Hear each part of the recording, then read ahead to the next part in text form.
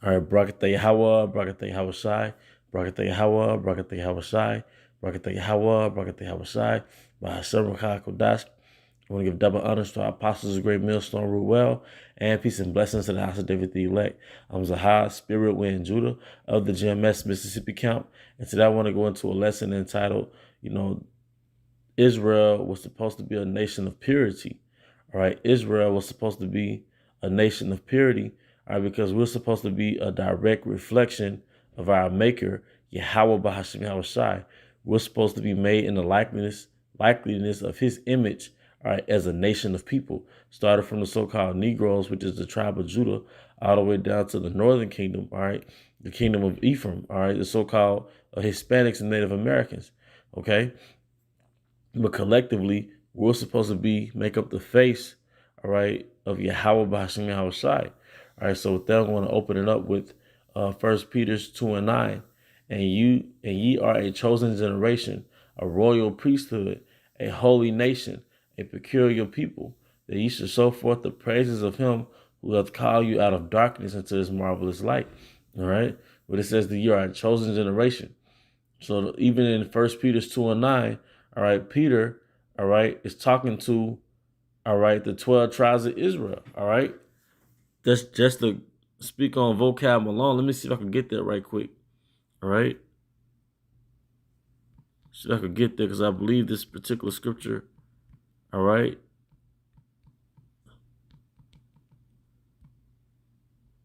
is in Peter. All right. And this is in the same book, 1 Peter 1:1. Peter, an apostle of Yahweh Shai HaMashiach, to the strangers scattered throughout Pontus, Galatia, Cappadocia, Asia, Bithynia, all right, elect according to the foreknowledge of Yahweh the Father, through sanctification of the Spirit, unto obedience and sprinkling of the blood of Yahweh Shai HaMashiach. Grace unto you and peace be multiplied. But who are the strangers? All right, and I'm not going to let this lesson, segue unless the Spirit wants me to, but I'm not intending for this lesson to segue into who this people are. All right, because the point is pretty much that when it says you're a holy generation, a royal priesthood in the New Testament, all right, written by Peter, these are the same people who are called strangers, all right, because we're strangers in another nation. All right, back then we were victims of the diaspora. All right, started with the southern kingdom, and when the Babylonians took over the southern kingdom, and we were dispersed to the other nations. All right, so that's why we were called strangers in these Greco-Roman states, man. All right, Greco-Roman provinces, man. All right, but I'm just going to go back to what's that? 1 Peter 2:9. All right, it says, all right, but ye are a chosen generation, a royal priesthood, a holy nation. So the Most High instituted laws are to keep us in a state of holiness, all right, a state of purity, man, all right? Because there was going to be a great distinction between us and the nations around us in whom we took their land. And the Most High was making a great hedge, all right, a great distinction between us and those Canaanites, all right, those Hamites, all right, because they had horrible customs, man. All right. So the Most High was making sure that He was severing us from these other nations. All right. And we should factor that in today's time. All right, our actions and being severed from the spirit and the energy of Babylon, man. All right, or ultimately the spirit and energy of Egypt, modern day Egypt. All right, because our forefather once literally fled from Egypt, but now we're spiritually fleeing from Egypt. That's why the scripture says what?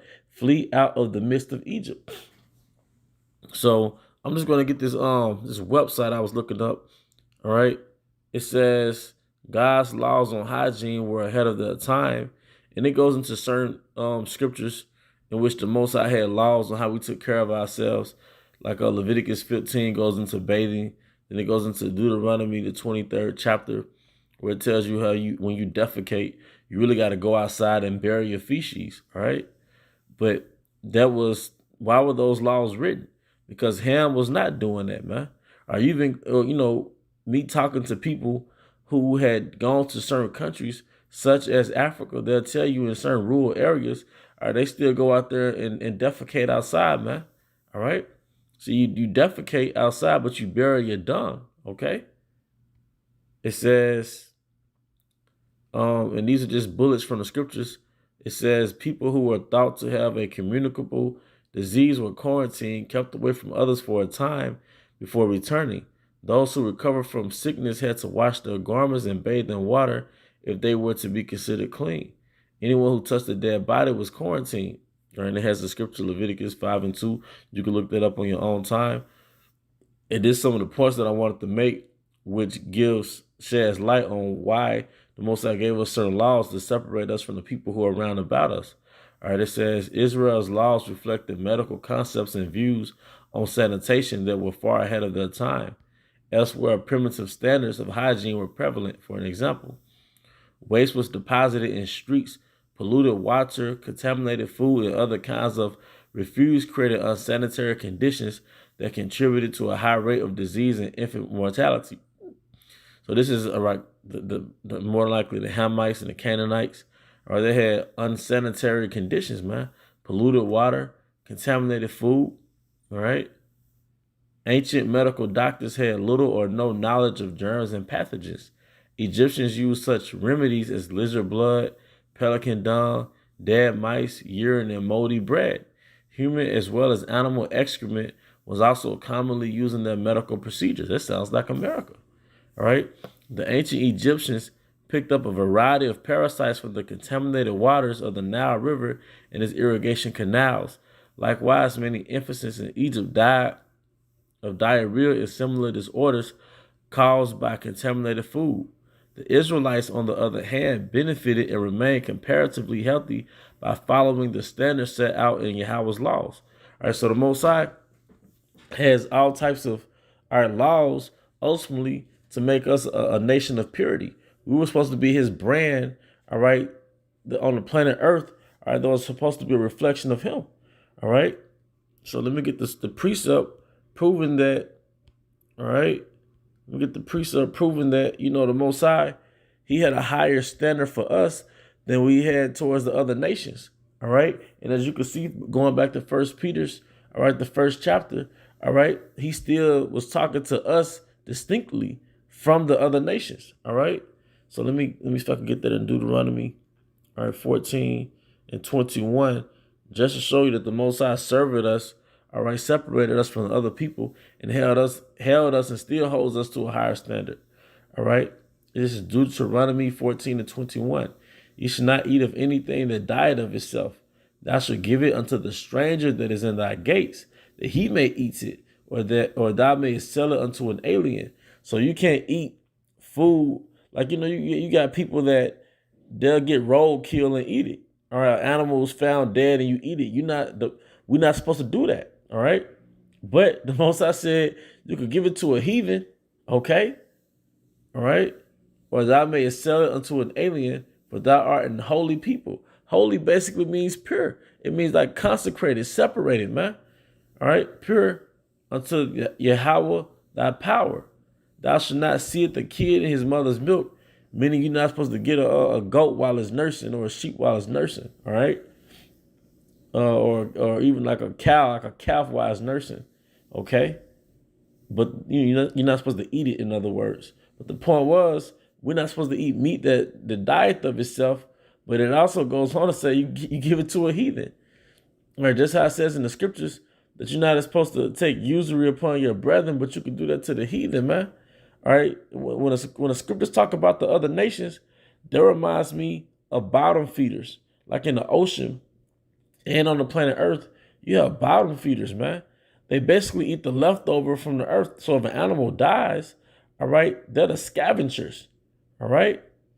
And that system of scavengers, all right, keeps waste from accumulating on the planet Earth, whether on Earth and in the sea. And it seems like even when it comes to nations of people, all right, the heathens, they're like scavengers, man. But now doing slavery because of the transgressions of our fathers, all right, we took on the not only swine, but the leftover swine, the pig intestines, man. All right. But I'm saying that to just through the spirit and power of Yahweh Shai shed light on the Most High's intention with our people, which was to make us a nation of holiness, man. All right. And I'm going to end it with this, Leviticus 20 and 26, it says, and you shall be holy unto me, for I am Yahweh am holy. So like, for I, Yahweh, am holy, and have served you from other people, that you should be mine. Let me look up that word servant. All right. Let me look up that word servant right quick. It's a server.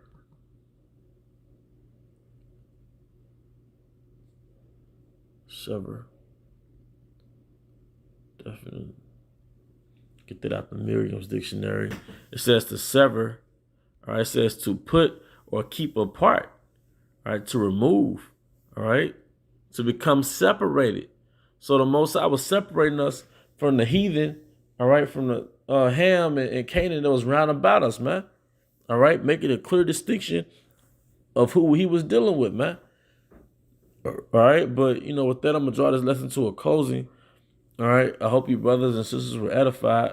Once again, I want to give all honor and glory to Yahweh, Bahashim, Yahweh Shai, Bahashim, Rakah, Kudash, the honor to our apostles, great millstone, who well, and peace and blessings to the house of David the elect. And with that, Abba, come bless Allah, Shalom.